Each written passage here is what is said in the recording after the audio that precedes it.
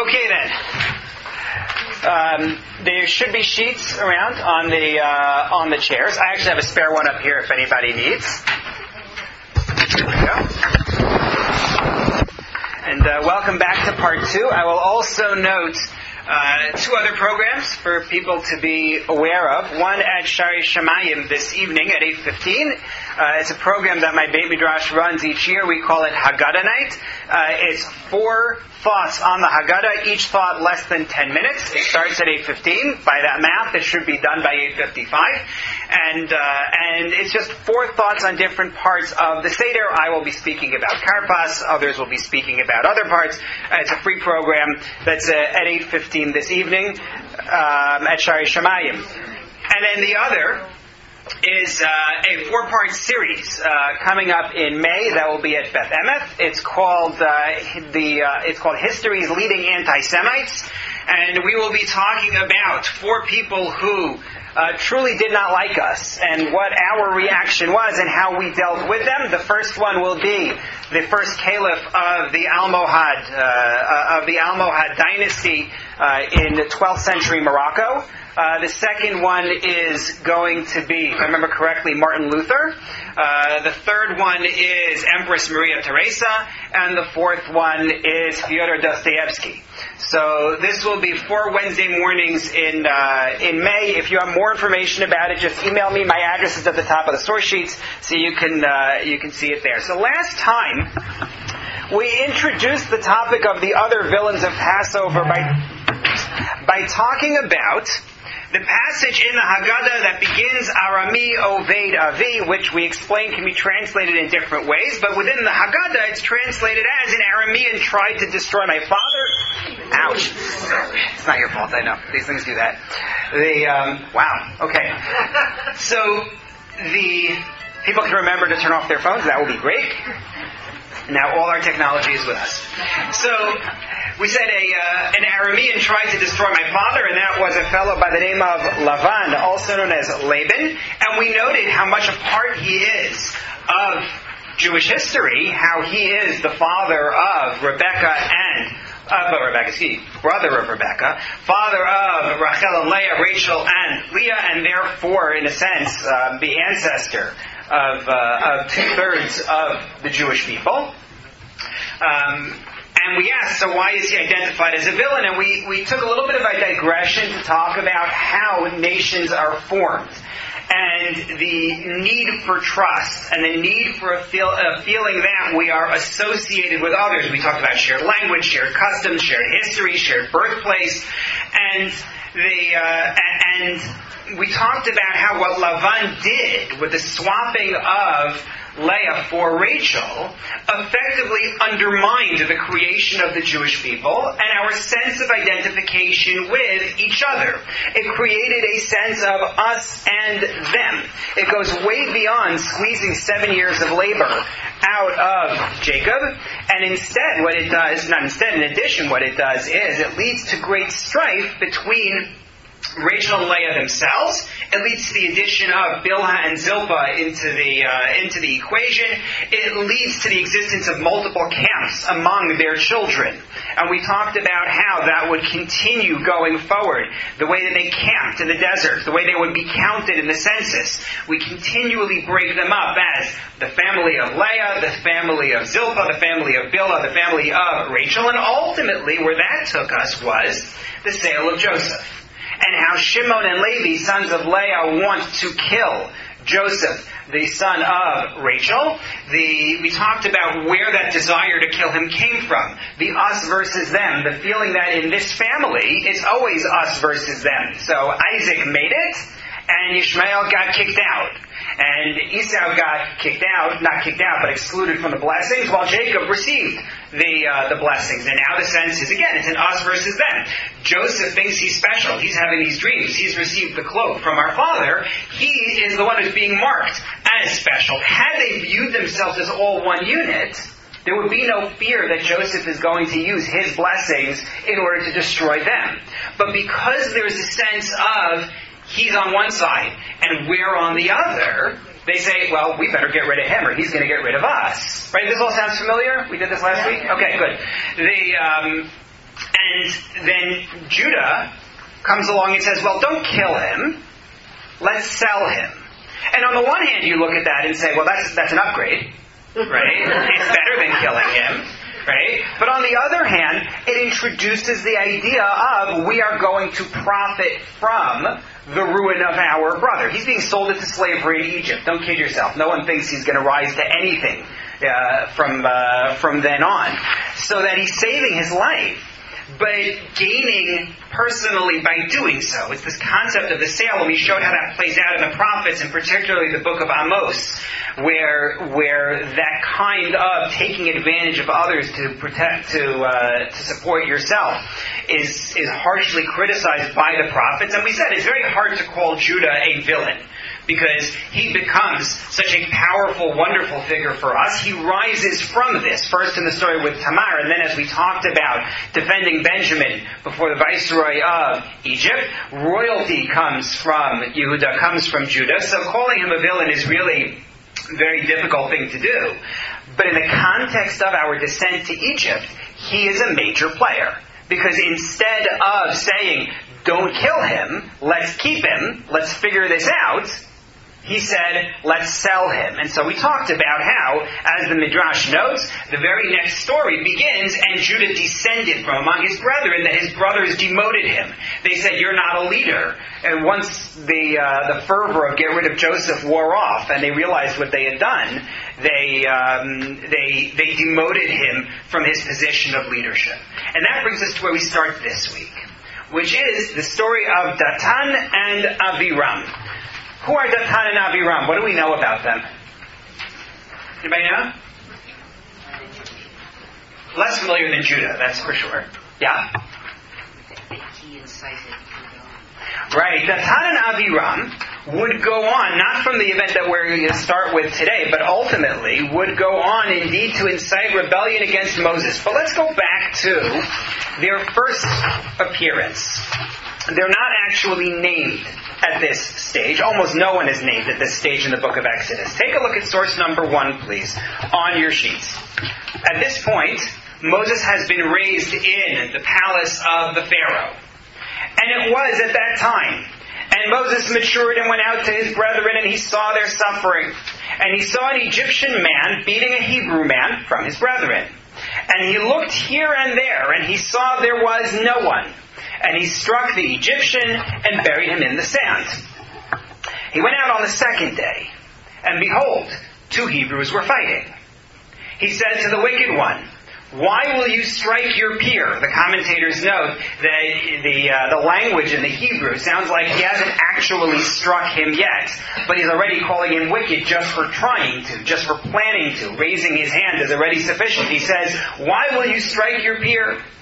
And the man replied, who appointed you as officer and judge over us? Are you declaring that you will kill me as you killed the Egyptian? And Moses was terrified. He said, but the matter is known. Achen noda hadavar. The Medrash is bothered by this story. I mean, there are numerous things to talk about within this story, obviously. But the Medrash is bothered by something in particular. What matter is it that is known? The fact that he killed the Egyptian. How does this person telling Moses this indicate the matter is known? How does this one person talking to Moses indicate now the word is out? Because it sounds like, the answer would be because it seems like, well, somebody must have said, right? But how could someone have said, Moses looked here and there was no man? He saw there was a woman. There was a woman. Oh boy. I didn't say that. Is that what we're saying? Is that what we're saying? He missed it? He looked here and there. He didn't see anybody, but there was somebody watching. So that would certainly be one way you could take the story, but it's not the only way. Yeah? It has to be the person who was going to be struck. Went out and told his friends what happened. The person he saved then went and told everybody what he did. That's a second possibility, right? That's the survivor of the story. And it could be that he went out and told people. Well, the Midrash looks at it and it comes up with a third approach. which is remarkably painful. And it says, the victim, the one who had been the victim, the one who he saved, is actually the one speaking in this story. The one who is talking back to Moses. In other words, the one who he saved, the one whose life he saved, is the one who is now talking back to Moses. And this is a man by the name of Datan. Datan was the one he saved, and Datan is now the one saying to him, who are you to tell me what to do? Now, there are reasons within the text to make that association. It's not just a random thing. But it starts off with this question of, how would this person know if Moses looked around and nobody was there? And the assumption would be that the person he saved wouldn't go around telling everybody and endangering him. So there's reason within the text to assume this is in fact a man by the name of Datan. However, if you accept that version of the story, then you have to ask, what does Moses mean when he says the matter is known? It's not known. Datan was the guy he saved yesterday. He's now telling him, hey, you're going to kill me. That doesn't mean the matter is known. So the Midrash suggests something different is going on when he says, now the matter is known. It suggests that Moses was bothered by the same question that bothers us all the time about the whole Egypt story, which is, why was this necessary? Why were we sent down to Egypt in the first place? We were living in the land of Canaan, right? Why does God say to Abraham, your children are going to be slaves in a land not their own, right? They're going to be made to work, they're going to be made to suffer, and so on. Just let them stay in Canaan and be done with it. Why does God say to Jacob? Jacob wants to go down and visit his son Joseph when he finds out Joseph is there, but he's only planning it as a visit. Why does he say to him, no, you stay there, right? And eventually I'll make sure that your body is brought back up. Why does God tell him to go? Why does God want this to happen? So take a look at source number 2. The answer of a Midrash. Moses thought in his heart, what sin did Israel commit to be the only nation to be enslaved? Of course, we're not the only nation to be enslaved, but it's describing the gravity of what happened to the Jews in Egypt. What sin did they commit such that they should suffer this? And when he heard the man's words, he said, they have harmful speech, lashon hara, among them. How will they deserve redemption? And therefore he said, the matter is known. Now I know why they are enslaved. The Jews are in Egypt because of the strife between them. Strife which has now transcended the tribalism generated by Lavan. This isn't about tribe versus tribe, we think, although I want to come back to that in a moment. But it's Jew versus other Jew. When you think about the level of corruption for the person Moses saved to be the one who turns around and attacks him like this. Take a look at source number 3, a passage out of the Talmud speaking about the danger of harmful speech and the way people will use their speech to tear others down. The Talmud picks up on a line in the book of Kohelet, the book of Ecclesiastes, which says there is no advantage for the one with the tongue. What does that mean? So the Talmud tells you a story. In the future, all of the animals will gather and approach the snake and say, the lion tramples and eats. The wolf tears and eats. Right? The predators benefit from what they do. But what benefit do you have when you bite? To which the snake will reply, and what advantage does the one with the tongue possess? Right? What do people gain when they speak damagingly about others? The same way that I don't gain anything when I bite somebody, that's the way people are also. Don't look at me, look at human beings. Now, of course, we understand snakes bite when they feel threatened. And frankly, people sometimes will speak harmfully about others when they feel threatened also. But the message is, there's no benefit. This fellow has nothing to gain by harming Moses. He himself is somebody who was saved by Moses, and that plays out in source number 4 in the Midrash there, where we actually get the identification of Datan as the person who talks back to Moses. This is the cause of our slavery. It's a statement that we are not yet a unified nation. There is strife between us. You could read it, and this is what I was alluding to before, you could read it as an element of tribalism. Datan and Aviram came from the tribe of Reuven. Moses comes from the tribe of Levi. If you remember what we said last week, who were the ones who wanted to kill Joseph? Shimon and Levi, right? Those were the ones who wanted to kill Joseph.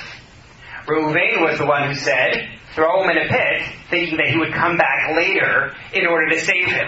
Say if you wanted, you could make the argument that there's sort of a continuity there to it. Sort of, Reuven argued with Levi not to murder Joseph, and now the descendant of Reuven is saying to the descendant of Levi, you're a murderer, you're a descendant of murderers type of a thing. You could sort of create that, but it's unlikely. It doesn't really seem to fit. One other thought that may explain what Datan is doing. Who does Datan think Moses is right now, at this point in the story? Right, the Jew who was raised as a prince, the Jew who was raised in the palace of Pharaoh. So he looks to him and he says, who are you? Right? I've been a slave. Yesterday I was being beaten by an Egyptian. Sure, great, you came along and you saved me from the Egyptian who was beating me, but you come out of the palace and you're going to make yourself a judge over us and tell us what's right and what's wrong. Come out here and, build buildings with us, make bricks with us, and then we'll have a conversation. Right? It's possible that that's the motivation. But fundamentally, Datan and Aviram are never cured, Aviram is the other Jew in the story, are never cured of this animosity for Moses and this strife. So I brought you source number 5, and Nancy mentioned it before. Later on, when they're in the wilderness, the Korach launches his mutiny, his rebellion against Moses, and Datan and Aviram join the mutiny. They have no reason to be involved with the mutiny. The mutiny of Korach was a mutiny by people from the tribe of Levi who didn't have the power that Moses had, that his brother Aaron had, that his nephews had. And their claim was, we should be able to get power. Datan and Aviram are from the tribe of Reuven. They have nothing to gain. Nonetheless, they join in the revolt, and Moses summons them in source number 5. Moses summoned Datan and Aviram, sons of Eliab, and they said, we will not go up. Is it a small thing that you brought us up from a land flowing with milk and honey to kill us in the wilderness? Shall you also lord over us as well? They call Egypt the land of milk and honey. That's their statement. Oh yeah, it was great. It was wonderful for us there. Absolutely. So what you now have is the third villain, is Datan, who demonstrates the strife that the Jews have, which has gone beyond the basic tribalism and is now just sheer animosity towards others who are in a position of power, others who are not maybe exactly like them. That's what generates, as Moses observes, as recorded in the Midrash here, the need for us to be in Egypt. Diane. So source 1 mentions that 2 Hebrews are fighting. Yes. Source number 4 or 5 says Datan and Aviram are brothers. We aren't named. The 2 Hebrews are not named. Correct. Is there a midrash that says the 2 Hebrews are in fact Datan and Aviram fighting with each other, 2 brothers fighting with each other, which is just a continuation of this concept of brothers fighting brothers. Right. What we saw did not emphasize brothers per se, although Datan was named in number 4, and other midrashim do name Aviram as well. You're right. They don't really highlight the fact that it's 2 brothers fighting with each other, which is indeed, you're right, that continuing image of strife that we have. It definitely does add a note of depth to it when you identify them as brothers who are fighting. Thank you. So that's where we are now. But the question then is, what do we do about it? So what happens? What changes for the Jews in response to this that's going to make them eligible to leave?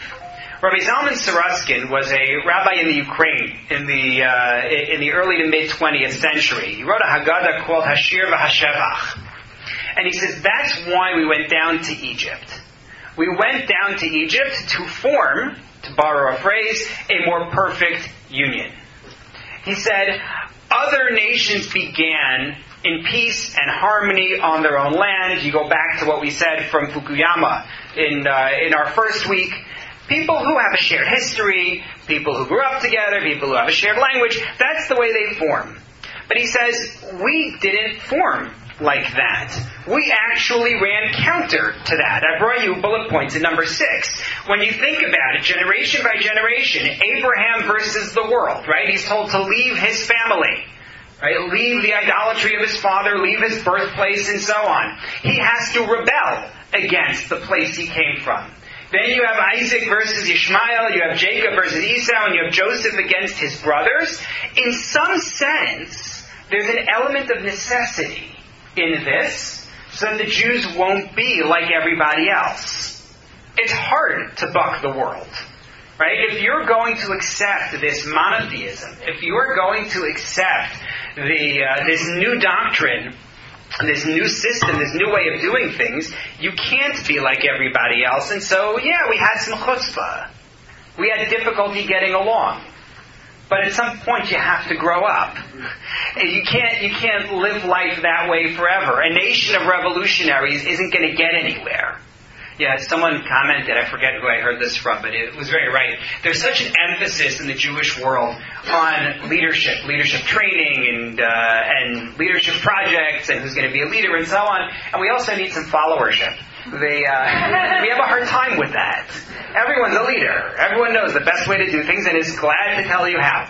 But that's what we needed was a sense of unity and a willingness to be loyal to a common leader. If you take a look at source number 7, a verse from Proverbs, a verse from Mishlei, which Rabbi Soroskin quotes. In Hebrew, the key phrase is the second half of the sentence, Va'ach litzara yivaled.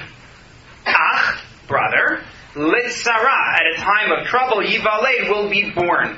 Out of trouble, you gain friends. Or, the other way to read it would be, it's only a true brother who is going to help you in the time of trouble. But the point for us is that we learn humility, and we learn to rely on each other in the course of the Egypt experience. And once we learn that, long after this thing with Datan, right, decades later, once we've demonstrated that unity, then it's time to go. At that point, it's time to get out of Egypt. And that unity is seen in multiple ways. If you take a look at source number 8, when the Torah says that the Jews cried out to God and God heard.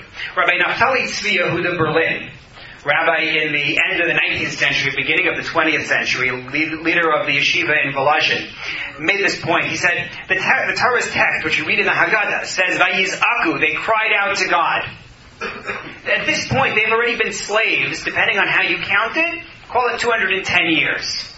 There are different numbers, but call it 210 years. They've been down in Egypt. Is this really the first time they cried out to God?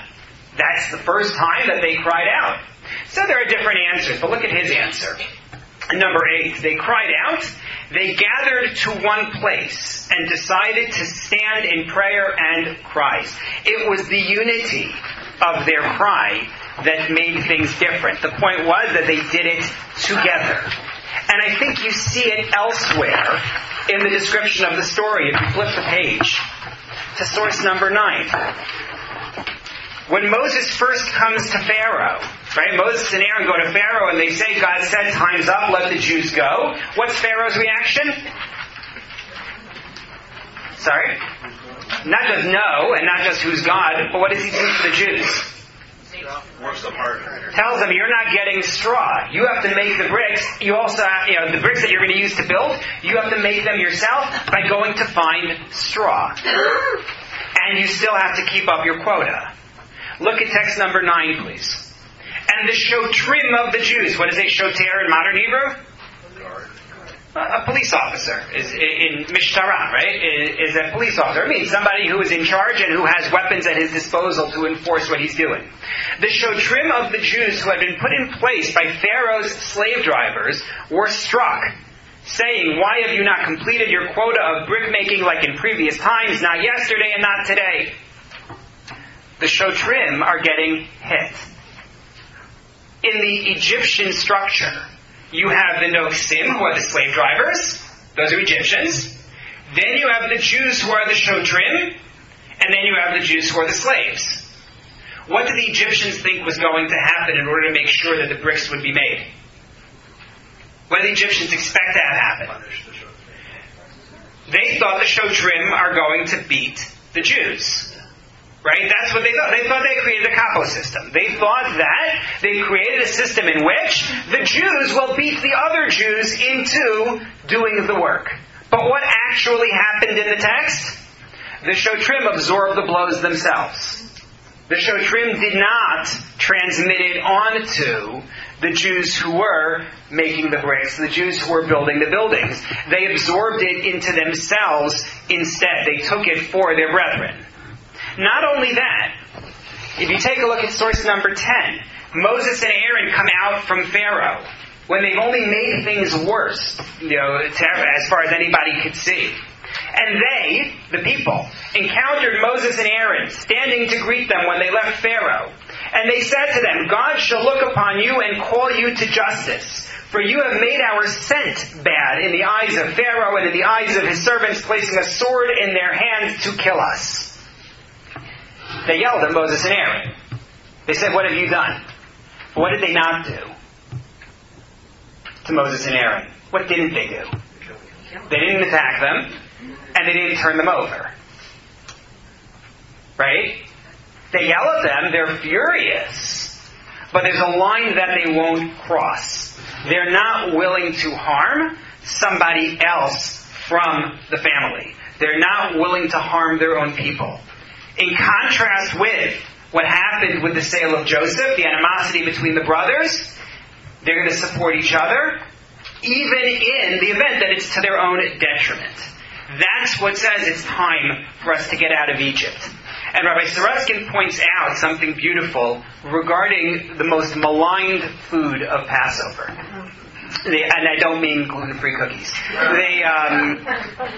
We read in the Haggadah, after we tell the story, that Rabbi Gamliel says there are three things you have to mention, right, at your Seder. Right? Pesach, Matzah, and Maror. It's a Mishnah from the Talmud in Psachim, in source number 11. I gave you the basic summary. Pesach, because God passed over the houses of our ancestors in Egypt.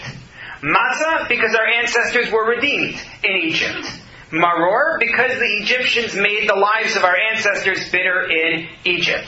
Straightforward?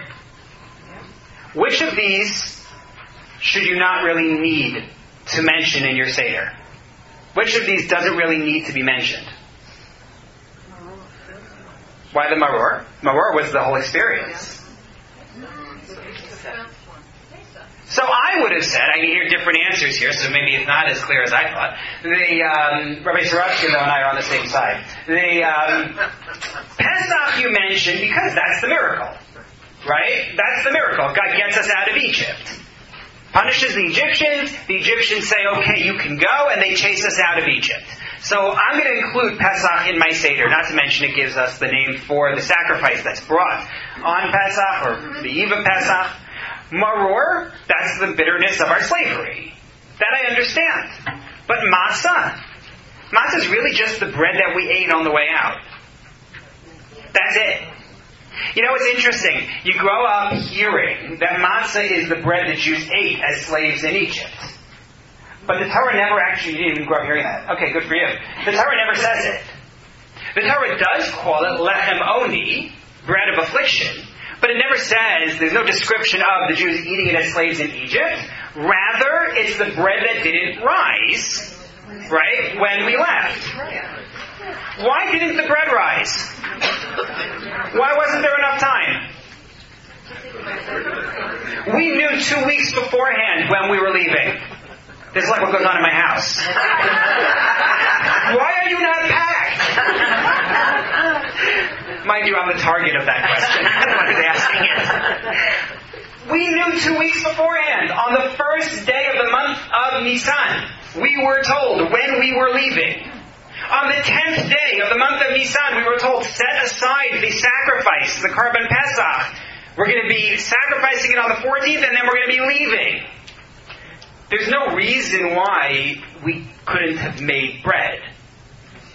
Right? Like puffy, rising bread. Sorry? It only lasts a day, but it will go stale the next day. You can't make it the first of You think that your pita wouldn't be good? No? Maybe. But when I look in the Torah, I see a different account. When I look in the Torah, I see a different account. I'm told there that this was actually the way they were told to make it. Matzah has a particular message.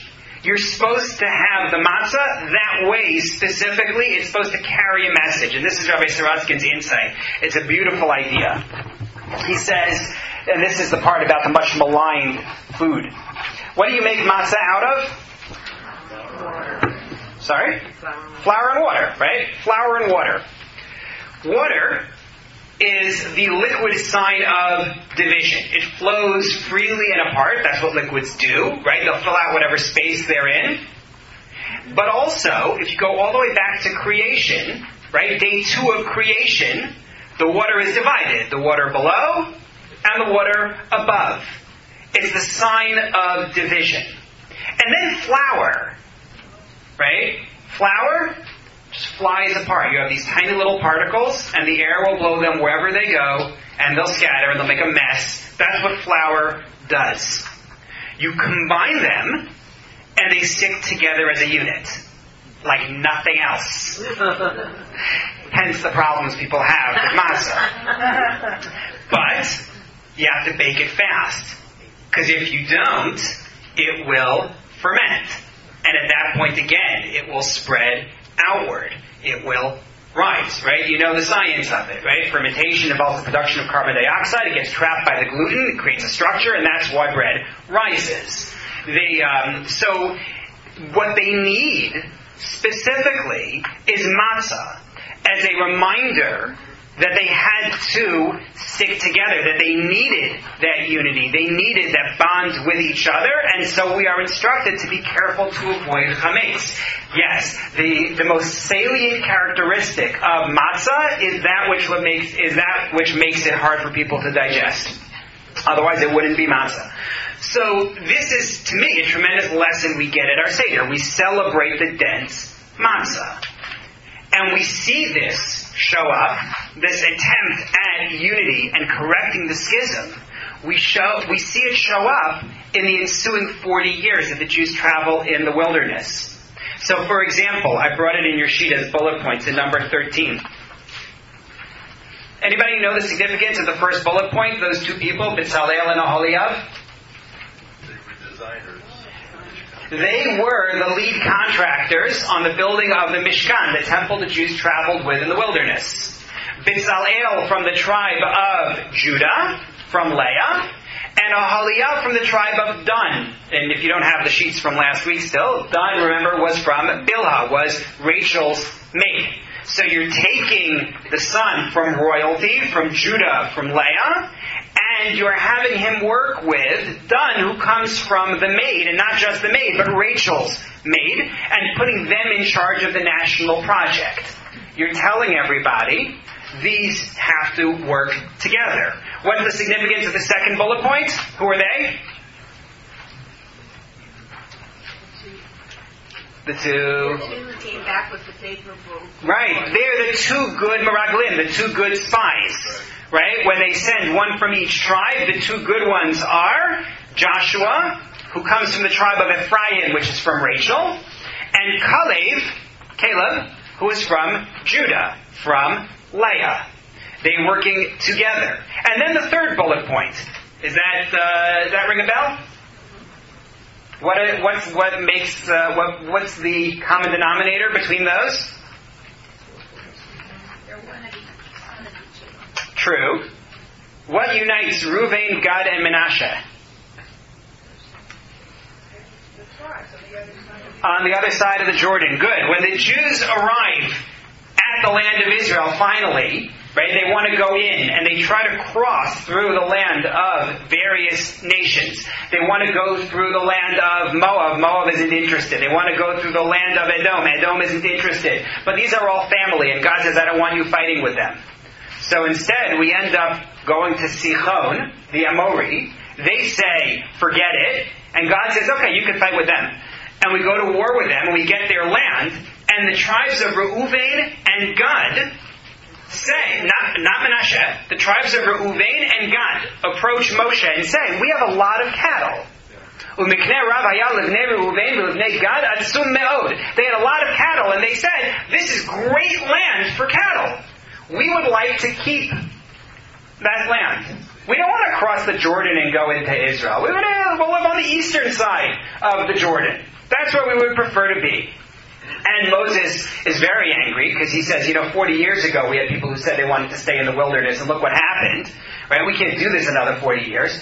And he goes back to God, and God says, no, listen, they can do it as long as they agree that they will first cross the Jordan, fight with everybody else for the land, on the side of everybody else. I have to be careful how I say that. Not fight with, but fight on the side of everybody else for the land, and then they can come back over, and they add half of the tribe of Menashe.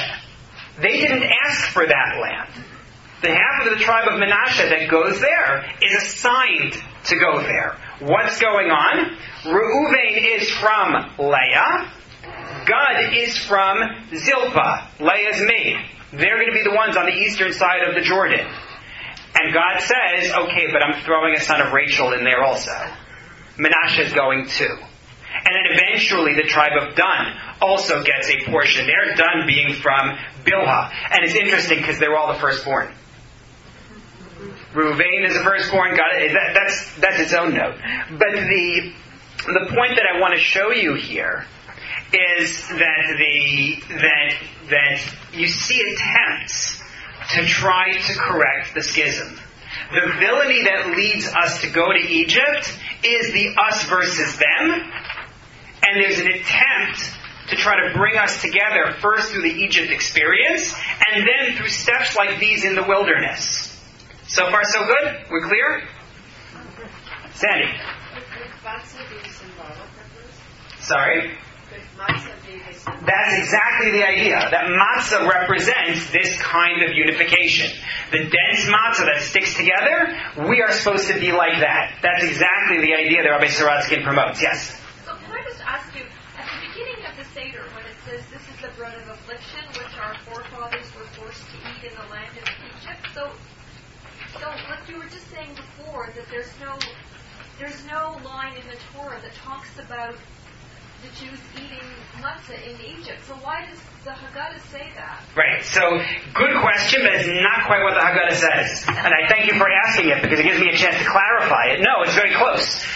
The line is Ha-lachma anya Di'achalu avatana, we can all sing it. Be'ara, be'ara, be'ara, Mitzrayim. Right? This is the bread of affliction which our ancestors ate in the land of Egypt. No, it's not your fault, because you're right, it's the impression we get. It's the impression I always had, was that this was the bread you ate as a slave. But it didn't say that. It said that we ate in the land of Egypt, and we did on that last night. Because we were told to. It could be that it was eaten at other times also, but the Torah never has an explicit statement of, this is what you ate as a slave. It's a fascinating point Rabbi Saratskin makes, and I would have missed it entirely. But there's another catch. Not just because we have 20 minutes to go, but because we're playing both sides of the fence here. I've been playing both sides of the fence here. On the one hand, I'm telling you all about how we need unity, and how the schism is terrible, and it's why we end up in Egypt, and all of that is true. But there's a problem, and I really should have brought it from the sheet from last week, and I didn't. So I will just refer back, because I happen to bring a copy for myself. Do you remember what we said about the census in the book of Numbers and the ways that they were broken up? We said that the census reads Reuben, Shimon, Yehuda, Yisachar, Zebulun, right? That's the list of the heads of tribes in the census. In other words, all the sons of Leah. We skip Levi because he's not in the census. And then you had the sons of Rachel. And then you had the sons of Bilhah. And then you had the sons of Zilpah. In other words, when they did the census, they listed them all individually. Right? Broken out by their mothers. If we're really trying to solve the problem, why does God do the census in that way? We talked about the Digalim. We talked about the camps that the Jews had in the wilderness, the 4 different camps. And we said that we stuck together all the sons of Leah, and we needed to throw in one from Zilpah in order to round out the set, because you didn't have enough. Because you didn't have 6, because again, Levi wasn't in there. But again, you broke out the sons of Leah as being apart from everybody else. If you really wanted to cure the problem of strife, then why did you continue to honor tribal identity at all? Right? What did we think we were doing? Not only that, there's a midrash, which, if you look on your sheet, now the sheet that you do have, source number 14. The midrash builds on verses. There are many verses that contribute to form this. I didn't bring you all of them. But there are verses in Psalms and verses in Isaiah, as well as in Exodus, that support this midrash, which says, in number 14, the sea was split into 12 channels. You heard that before? When the Yam Suf split, when the sea split, it was split into 12 channels. As it says, God says to Moses, raise your hand over the sea and split it. It didn't mean split it just in half, but split it into 12 different channels, and each tribe has its own path through the sea. There's a lot of support for this in various texts, even though it's not explicit at all in Exodus. In number 15, I had a great cartoon that I really liked, but it would have pushed us onto the second page, so I didn't put it. I just put the link. But you probably received it at some point. It's the Moses Transports one. You know what I'm talking about? It's very cute. It's worth looking at it. It's and then you'll forward it to your grandchildren, and 100 other people you know. But it's got the sea split, and there's a truck going through, and the ad on the back is Moses Transports, and there's a little road sign on the side saying sea split next 3 miles or whatever it is. It's very cute. But they're actually it's split. It splits into 12 channels. But again, why are you honoring tribal identity if you don't like it? If it creates a schism, then you should say no. Let everybody go together. Not only that, we said that each tribe had its own flag. And if you take a look at source number 16, Rabbi Abraham ibn Ezra, writing in the beginning of the 12th century in his commentary on the flags, which are described as having otot, signs. He says, there were signs on each flag. Our predecessors have said Reuven's flag had the form of a man due to the midrash on the dudaim, those mandrakes we talked about last week. The ones that Rachel asked for from Leah, and Leah said, you took my husband, now you're going to take my mandrakes? And Judah's flag had the form of a lion, because Jacob compared him to a lion. We are specifically highlighting that which makes each tribe different.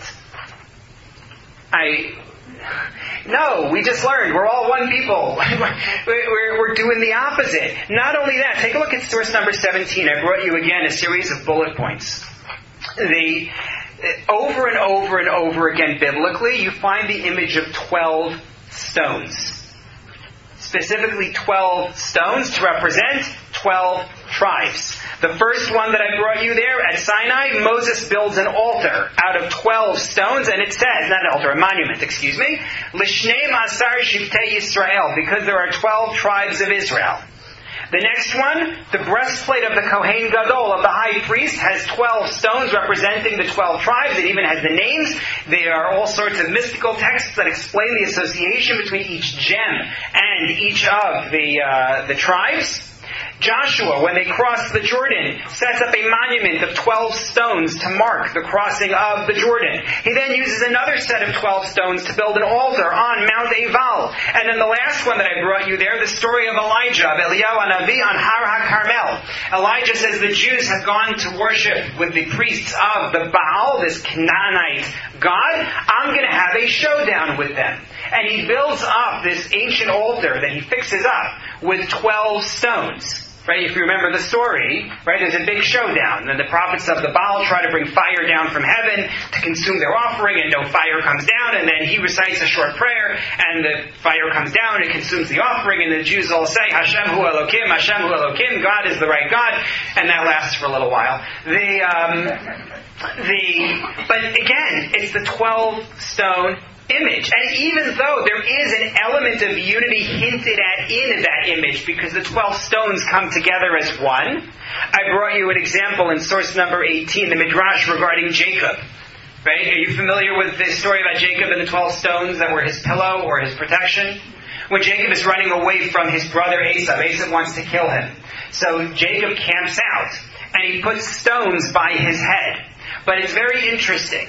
At night, it says, he put avanim, stones. But the next morning it said, Vayikach et ha'eben asher samarashotav. He took the stone that he had placed by his head. Says the Midrash, the stones bound together. They became one as a symbol to him that he would have 12 children who would all ultimately unite.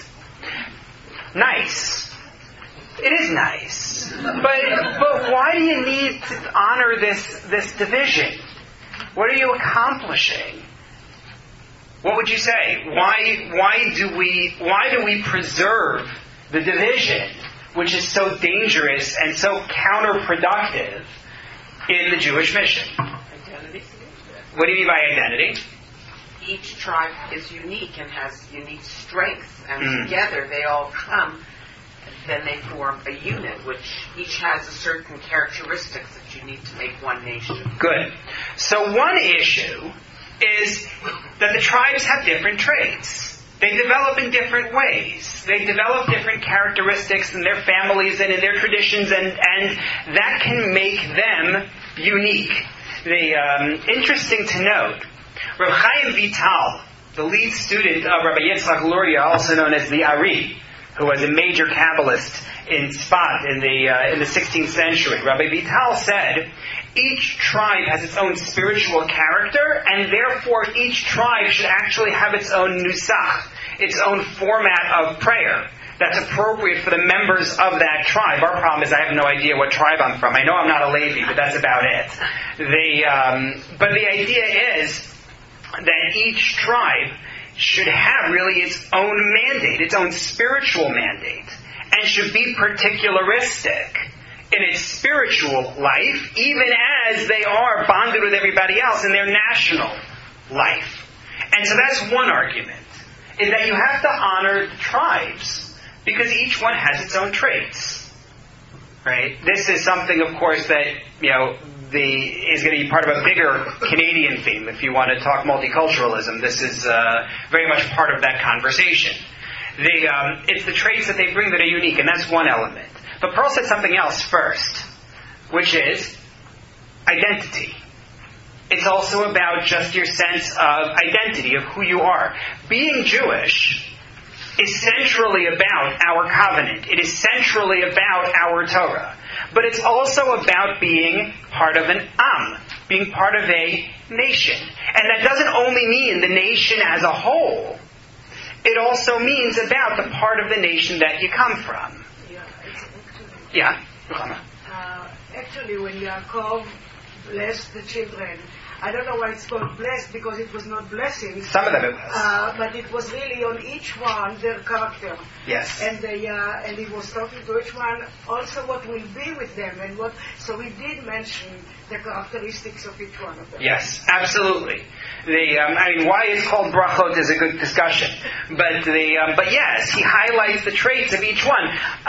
In a class elsewhere, some of you may have been there, I talked about the brother Daniel case. Anybody remember what the brother Daniel case was? Okay, so for those who don't remember, brother Daniel was Shmuel Rufeisen. Shmuel Oswald Rufeisen, was a Polish Jew pre-war. And it's a very long story, but he had terrible experiences through the war, including betrayal at one point by other Jews. He ultimately was saved and raised by Christians. And he, after the war, decided he wanted to become a monk, and took the name Brother Daniel. And then, in the 1950s, he decided he wanted to make Aliyah. He was going to be a Carmelite monk and go to be in their monastery on Mount Carmel. And he wanted to make Aliyah as a Jew. In other words, that he should be qualified under the law of return, and he should be identified as a Jew, even though he was 100% a practicing Christian. And it caused this big fuss in Israel. One of the first "Who is a Jew" debates was this story with Brother Daniel. The agent of the government for Aliyah, who he had spoken to, just said, "Listen, just be quiet. You'll be able to get there. Just don't demand that we write Jew on your passport." And he insisted. And it was a whole back and forth. But Rav Aaron Lichtenstein later wrote an essay related to the Brother Daniel case, and he said, to be a Jew without being connected to other Jews, meaning seeing yourself as part of this population, is not merely disorienting, it's wrong. He pointed out that the Talmud has a text that we're supposed to say to somebody who wants to come convert to Judaism. And we speak to the person about, yes, adopting rules and laws, but we also speak to them about adopting a nation with a history, becoming part of a people, such that a person who converts to Judaism is going to sit at the Seder with everybody else and say, Halach ma'anya diachalu avatana. This is the bread of affliction that our ancestors ate. It's not their biological ancestors. Their biological ancestors might have been Egyptian. Nonetheless, that's what they are going to say. And Elokeinu v'Elokei Avoteinu, our God, God of our forefathers, and so on, they are considered to be Jewish and to become part of a nation. But it's, again, not only about the national identity, it's also about the specifics. The parents, the grandparents, the great-grandparents, the people whose customs we continue to practice, whose memories are honored on yard sites, whose names we perpetuate in our children, right? All of that is part of identity. And you can't just erase that and say no more tribes. You can't. They come from Reuven. They come from Dan. They come from Gad. They come from whichever of the tribes they come from. You can't erase that. Identity matters. So those are 2 points. Identity and special traits. But I think there's a third point which is really important and people miss. For any of you who heard a class from Rabbi Ziering, who was with my Beit Midrash for the last few years, so he and I discussed this idea quite a bit. There's a psychological reason for maintaining tribal identity. And that is it gives you the security to experiment and to diversify. Meaning, look at Jewish food. This is Rabbi Ziering's point. I really like this. He said, who would have imagined 100 years ago that sushi would replace gefilte fish as the quintessential Jewish food? Right? Or that hummus would no longer be limited to chickpeas, right? But instead would include edamame and black beans, and that every supermarket would have it. You go to a supermarket in the middle of nowhere and you can find sabra hummus, right? Even the traditional Jewish foods have become non-traditional. You can get gefilte fish made with salmon. Right? Can you imagine what they would have thought in Europe about gefilte fish made with salmon? Kishka is artificial, which on the whole is probably a good thing. Chopped liver has been replaced by guacamole. Right? You think about it. The cultural swapping is a sign of a new generation's fearlessness. It's like property rights. Honoring ownership enables people to share. If I don't recognize ownership, then people are going to be afraid to let others onto their property. Who knows what's going to happen? Once you say, no, your ownership is protected, then the boundaries become easier to cross. Preserving separation empowers blending. And the same thing is true for food. When our identity is weak, so then we need what you could call gastronomic purity to bolster our sense of who we are. And immigrants will cling to their traditional diets not only because those are familiar, but because they are comforting. It's proof we're still the people we once were in the old country. We're sticking together. It's only when we are secure that we'll diversify. Still keeping kosher. This is not about dropping that, but it's about saying there are a lot of different kinds of food that are kosher. So this, to me, is a third reason why we need to maintain tribal affiliation. It gives a sense of security. If you say to the Jews who got out of Egypt, you're no longer Reuven, you're no longer done, we're getting rid of your identity, just the opposite. They'll hold on to it more. They'll be firmer about it. They'll rebel, effectively. You need to give people that space. So that what ends up happening, oddly enough, is that we end up preserving the tribalism that Lavan created. Right? We started with 2 questions. Our questions were, How did Lavan seek to uproot everything? And why are we blaming our grandfather so harshly? And we said, nation building requires a shared feeling, and Lavan undermined that trust. He created this us versus them type of an approach, which led to the fear of Joseph, which led to the sale of Joseph and the attempt to profit from it. And the mutual antagonism was displayed again in the beginning in Egypt, and we saw it with Datan. Descending to Egypt was meant to solve the problem by triggering unity, and it did. The Shotrim stood up for everybody else and absorbed the blows themselves. The Jews gathered together in their prayer to God. But we still, after we got out, and even though we eat matzah every year, nonetheless, we retain Lavan's tribalism. And you could view it as a concession to the reality he created, to say that, well, we're just stuck with it. You could read it that way.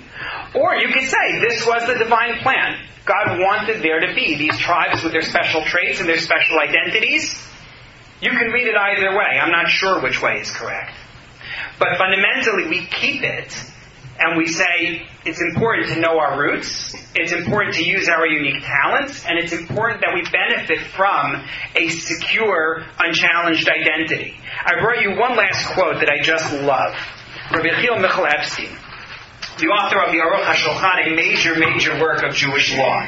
In the introduction to one of his sections, he writes the following. I'm going to tell you the Hebrew. I didn't put it on the sheet, but I'll tell you the Hebrew first for the Hebrew speakers. Tiferet Hashir hi kishahakolot mishunim ze mizeh v'zehu ikar hani'imut. He says, the splendor of a song is when the voices are different from each other. That is the essence of its appeal. I thought that was a beautiful idea. So, we have these different tribes and these different identities, and it hasn't always served us well. But we retain it to the extent that we honor the identity, so long as we recognize that even with these different identities, we still have to stand together as the matzah, as that one nation. I saw a hand back there. Yes? I was going to say, to answer with the question that you asked before, I read another interpretation of the way I kind of got what I got from and the end one with the song. Yeah. In order to have harmony and to sing with different voices that come together, you have to acknowledge and to respect each Yes. of the orchestra. You got it. And